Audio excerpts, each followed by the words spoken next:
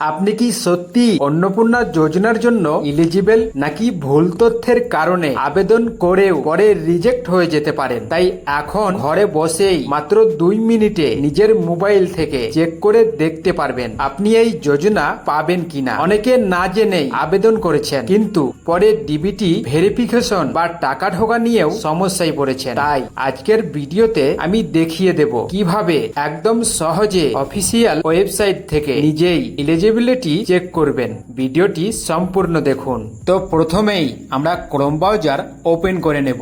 Open হয়ে যাওয়ার পর এখানে লিখব সিটিজেন ডাটা ভেরিফিকেশন পোর্টাল, লিখে সার্চ দিয়ে দিব।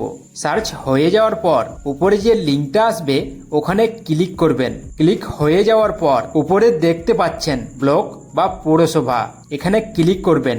ক্লিক করে আপনার ব্লক সিলেক্ট করে নেবেন। সিলেক্ট হয়ে যাওয়ার পর নিচে যে অপশনটা দেখছেন এখানে ক্লিক করে আপনার গ্রাম পঞ্চায়েত সিলেক্ট করে নেবেন। তারপর নিচে যে দেখছেন অ্যাকাউন্টের শেষ 4টি সংখ্যা আপনি এখানে বসিয়ে দেবেন। বসা হয়ে গেলে সার্চে ক্লিক করে দেবেন। তো দেখতে পাচ্ছেন আমার ভেরিফিকেশন অলরেডি হয়ে আছে। তো আপনিও ভেরিফিকেশন আছে কিনা জেনে নিতে পারবেন। আর যদি আপনার ব্লক বা গ্রাম পঞ্চায়েতের অপশন না আসে তাহলে কমেন্ট করে জানান।